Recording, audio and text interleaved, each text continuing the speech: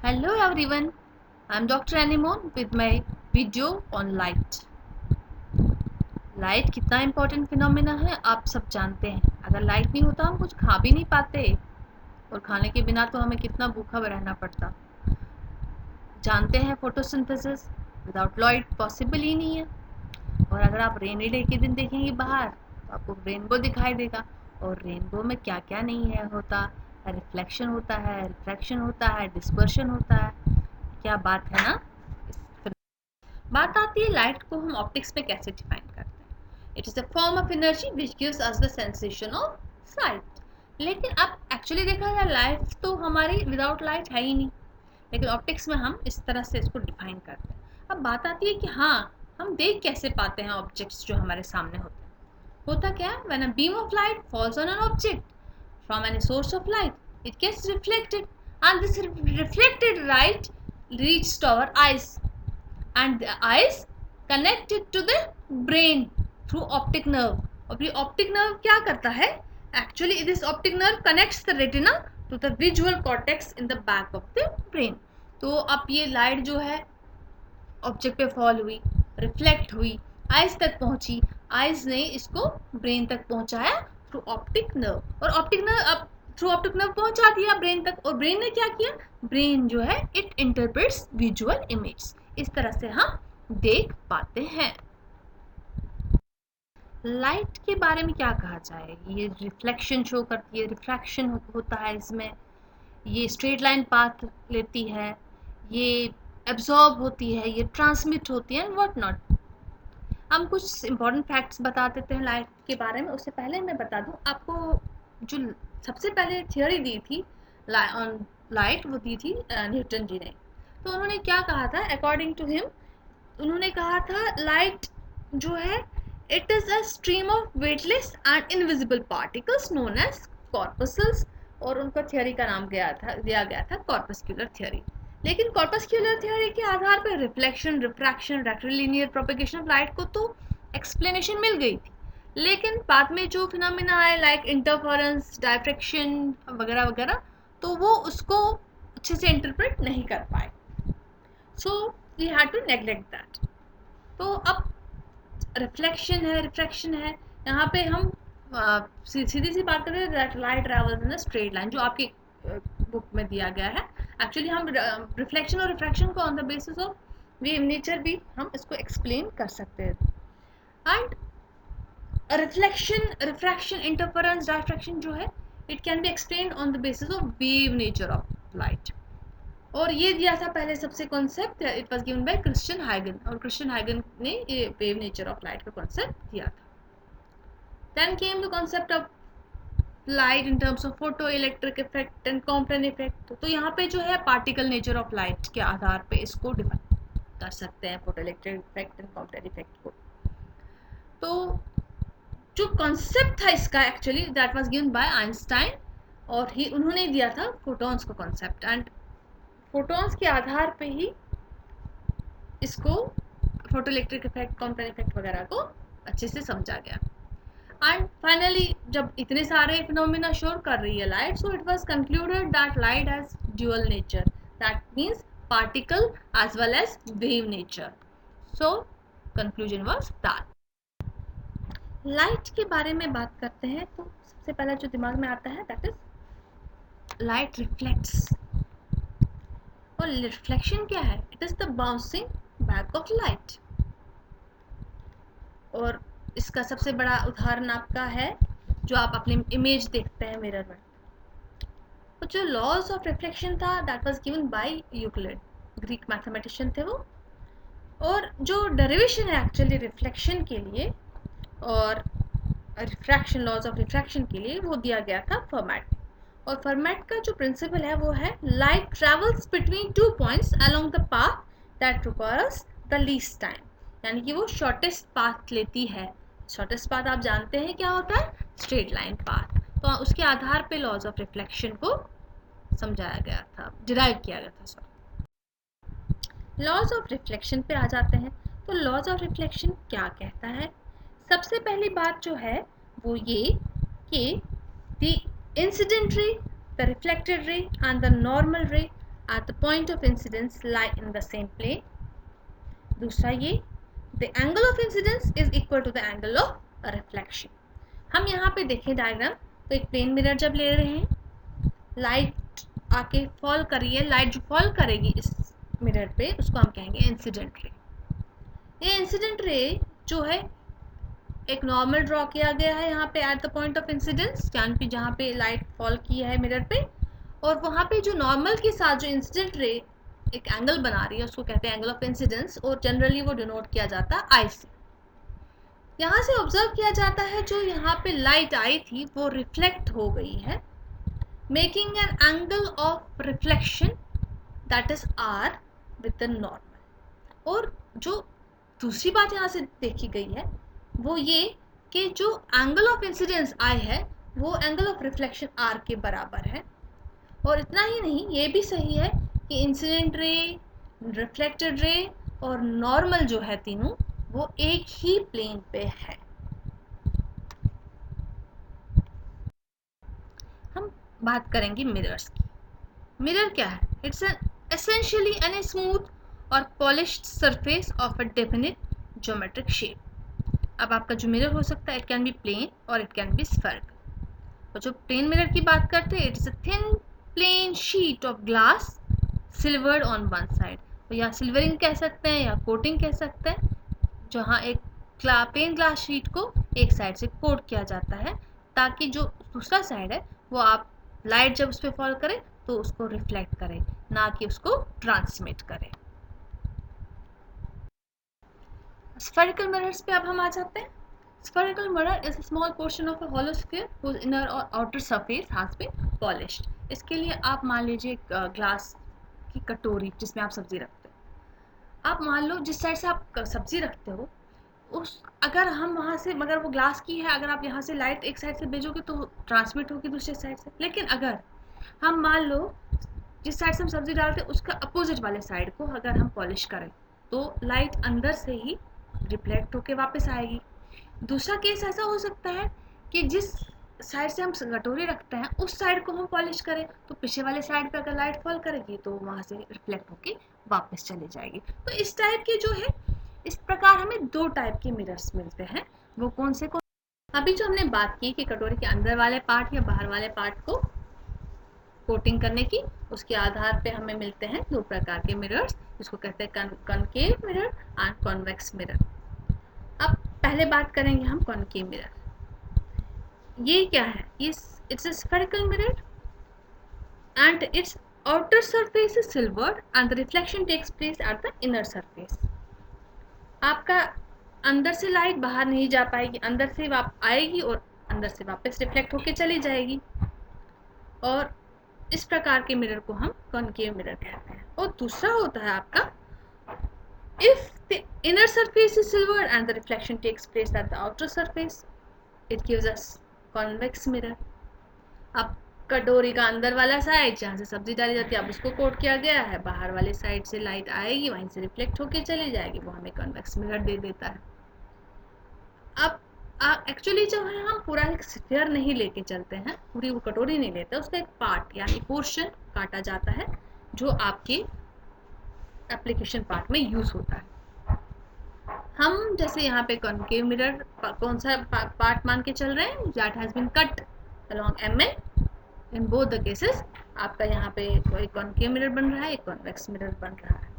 अब इनको थोड़ा सा कंफ्यूजन होता है कि कौन सा कॉन्वेक्स है कौन सा कॉनकेव. उसको याद रखने के लिए आप याद रखिएगा जो कॉनकेव मिरर है यहाँ पे जो है अंदर लाइट चली जाती है, अंदर, यानी कि मान लो कोई गुफा है, कोई शेर अंदर की ओर जा रहा है, वहां से वो वापस बाहर आ रहा है, तो वो आपका इस तरह से इसको आप इजीली याद रख सकते हैं. जहाँ से अंदर जा सकती है लाइट तो वो कॉनकेव है, और दूसरा वाला जो है जहाँ ऐसा नहीं हो रहा वो आपका कॉन्वेक्स मिरर है. और इन दोनों के प्रकार के मिरर्स में जो इमेज फॉर्मेशन है that is of different type. जो आपका कॉनकेव मिरर है it forms either a real और वर्चुअल इमेज, लेकिन कॉन्वेक्स मिरर जो है it always forms a virtual and diminished image of an object. अब आप कहोगे हमारे पास अभी प्लेन मिरर है, कॉन्वेक्स मिरर है, कॉनकेव मिरर है, हम कैसे इनको रिकॉग्नाइज कर पाएंगे? उसके लिए बहुत आसान सा तरीका है. अगर आप एक पेंसिल लीजिए एंड तीनों मिरर्स को सामने रखिए, roll a pencil over the mirrors one by one. In case the pencil keeps touching the mirror at all points, वो आपका plain mirror हो जाएगा. If the pencil touches only at the edge of the mirror, it is concave mirror. If the pencil touches only at the middle portion of the mirror, it is convex mirror.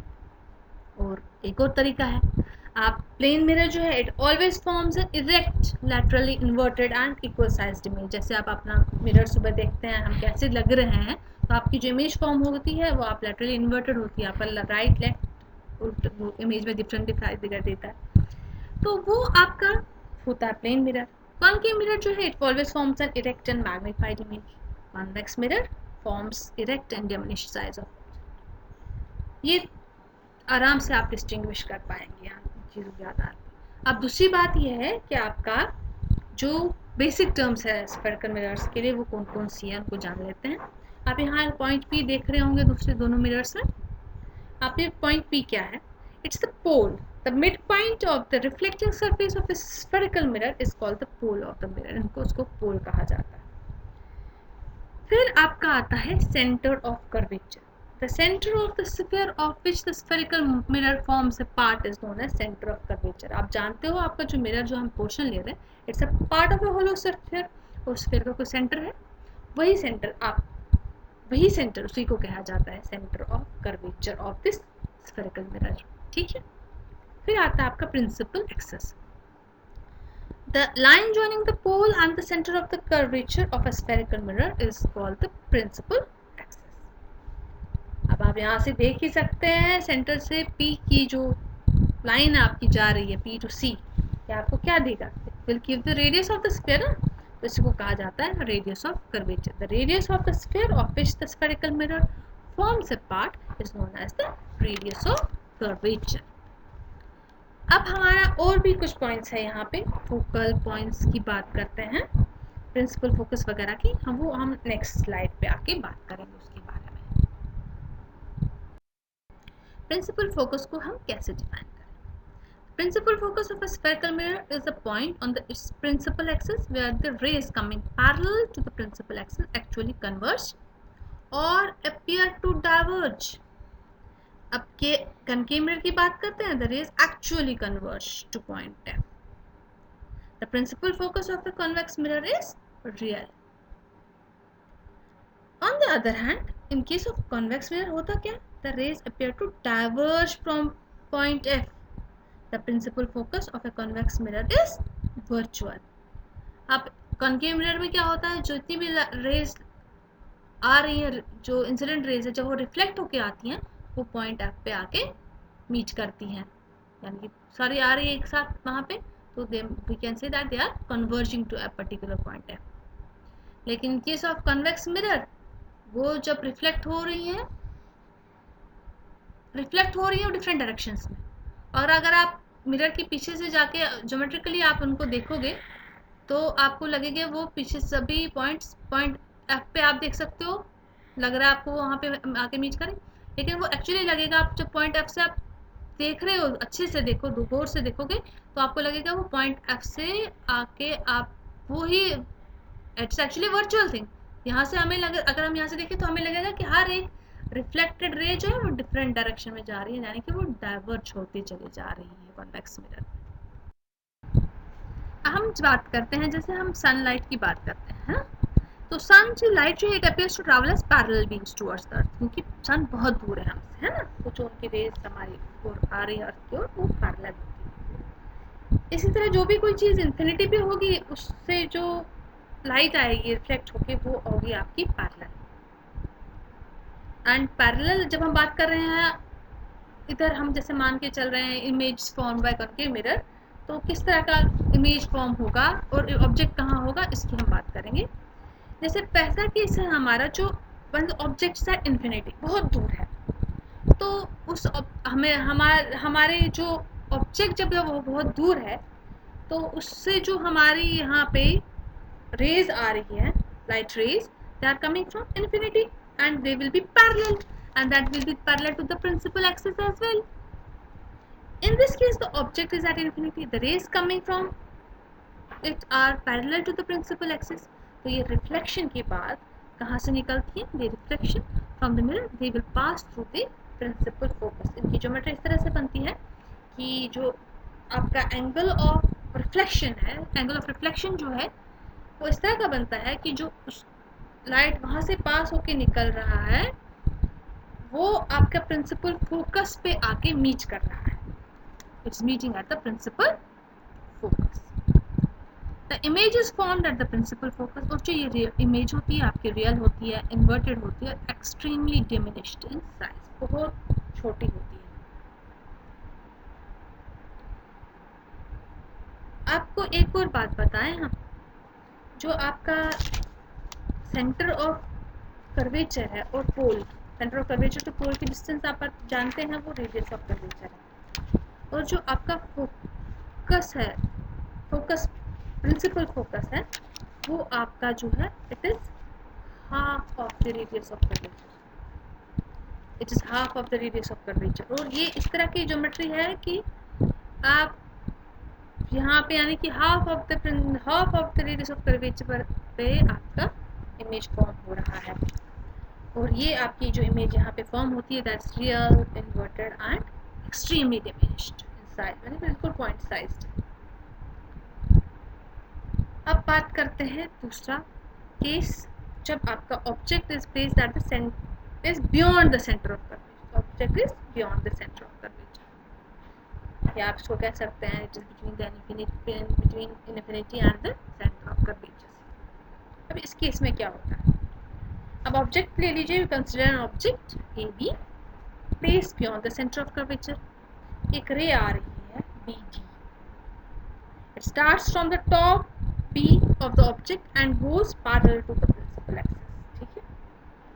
और after reflection it passes through the principal focus, क्योंकि parallel है to the principal axis, तो ये निकल के आती है और ये आपके principal focus के से थ्रू बाहर रिफ्लेक्ट हो रही है।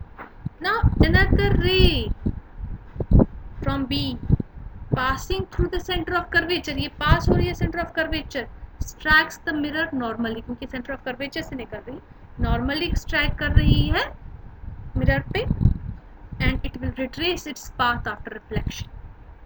क्योंकि आप जानते हो कि जो इंसिडेंट रे है, इट इज इंसिडेंट रे जो है ये क्योंकि आप देख रहे हो ये नॉर्मल है, नॉर्मली जा रही है, क्योंकि आपका ये थ्रू पास हो रही है सेंटर ऑफ कर्वेचर से, और सेंटर ऑफ कर्वेचर से जब ये जा रही है तो ये आपका एक नॉर्मल पाथ है, मतलब angle of incidence is making angle zero with the normal, understand। तो इस केस में जो आप जानते हो angle of reflection angle of incidence के बराबर होता है, तो naturally तो ये angle जो reflected light होगी it will be retracing its path along the normal as well। तो ये जो रे आपकी आ रही है ये पॉइंट बी डैश पे आपका इमेज बना रही है। टॉप का जो बी का इमेज है वो बी डैश पे बन रहा है, और सिमिलरली आपका जो ए है, ए का जो इमेज है वहाँ पे भी ऐसे ही होगा, और वो आपका रिट्रेस होगा path along the principal axis ही, और आपकी इमेज फॉर्म होगी ए डैश। तो आपका ए बी का जो ऑब्जेक्ट का जो साइज था और अब आपका जो इमेज का साइज है ए डैश बी डैश, वो आप देख सकते हो दोनों में अंतर है, यानी कि आपकी इमेज जो फॉर्म हुई है वो real smaller than the object and inverted form हुई है, ये आप देख सकते हो। अब हम बात करते हैं थर्ड केस की, when the object is at the centre of curvature. इस केस में हमें जो ऑब्जेक्ट है वो सेंटर ऑफ कर्वेचर पे है। अब रे जो है आपकी बी डी जो आपकी बी से निकली है and it is going parallel to the principal axis, और आप जानते हो प्रिंसिपल एक्सिस से जो आपकी लाइट जा रही है वो कहाँ से रिफ्लेक्ट होगी? प्रिंसिपल फोकस से। उसकी ज्योमेट्री इस तरह से बनती है कि वो प्रिंसिपल फोकस से आपकी रिफ्लेक्ट होती है। और दूसरी रे जो है आपकी बी ई, वो पास हो रही है प्रिंसिपल फोकस से ही, और प्रिंसिपल फोकस से पास हो रही है तो ये रिफ्लेक्शन के बाद it will be rendered parallel to the principal axis, it will be rendered to the principal axis. अब यहाँ पे क्या होता है, जो ये रिफ्लेक्टेड दो रेज है ये मीट करती हैं at the point B dash. Now the perpendicular B A dash, B dash A dash I mean to say is on the center of curvature C. अब यह आपका जो है ये एक्चुअली जो है आपको क्या दे रही है, it is giving you the image of the object A B dash आपको ए डैश बी डैश आपको ऑब्जेक्ट ए बी की इमेज दे रही है and this image is formed again at the centre of curvature and this is real inverted and equal in size to that of an object. अब इसके बाद वाला case आता है जहाँ पे आपका ऑब्जेक्ट जो है वो रखा गया है. It is placed between the center of curvature and the focal point. यहाँ पे आपकी जो इमेज होती है it is formed beyond center of curvature. यहाँ पे आपके center of curvature के पीछे आपकी इमेज फॉर्म होती है और the image is larger compared to the size of the object. और ये इमेज जो होती है it is real and inverted. जो ऑब्जेक्ट था वो C और F ये बीच में रखा गया था, लेकिन वो छोटा ऑब्जेक्ट आप देख रहे हो मतलब अपने इमेज से वो छोटा ही दिखेगा. ऑब्जेक्ट से आपकी इमेज जो है आपकी बड़ी होगी ऑब्जेक्ट से इस केस में और वो भी आपकी फॉर्म होगी beyond the centre of curvature. अब आता है नेक्स्ट केस जहाँ पे आपका one object is at the principal focus. Principal focus पे ही ऑब्जेक्ट रखा गया है. In this case the object AB is placed at the principal focus. अब रे जो है आपकी BT parallel to the principal axis, ये पैरेलल है प्रिंसिपल एक्सिस के, तो आफ्टर रिफ्लेक्शन कहाँ से जाएगी, प्रिंसिपल फोकस से जाएगी. ठीक है, सीधी सी बात. अनदर रे, अब आपकी एक और रे है जो यहाँ पे BE after suffering reflection passes through the centre of curvature. ये आप जब रिफ्लेक्ट हो रही है सेंटर ऑफ कर्वेचर के थ्रू पास हो रही है. यहाँ पे जो होगी दो reflected rays they are parallel to each other and when they are parallel they are not going to meet very close to each other, but कहाँ पे मीट करेंगे, seems that they will be meeting at infinity क्योंकि वो parallel raise है. Here the image is formed at infinity और ये जो image होगी that will be real, inverted and very much magnified in size. अब आपका आता है एक और केस जहाँ पे ऑब्जेक्ट है it is between the principal focus and the pole of the mirror, यानी कि close to the mirror है. ठीक है, अब यहाँ पे क्या होता है, अब इस केस में आपका जो object it is lying between the principal axis and the principal. It is lying on the principal axis and it is between the principal focus and the pole of the mirror. ठीक है, यहाँ पे array BT जो start होती है from E, it is parallel to the principal axis और reflection के बाद ये कहाँ से चली जाएगी, principal focus की. Another ray that is BE, it will be passing through the center of curvature and strikes the mirror normally and is reflected back along the same path. क्योंकि आप जानते हो अगर incident ray angle I is making 0 with the normal तो angle R भी उतना ही होगा. सो ये लाइट जो है बिल्कुल आपके नॉर्मल पे इंसिडेंट भी है और नॉर्मल से ही रिफ्लेक्ट हो रही है. इज दैट क्लियर, यानी कि सेम पाथ से ये रिफ्लेक्ट हो रही है.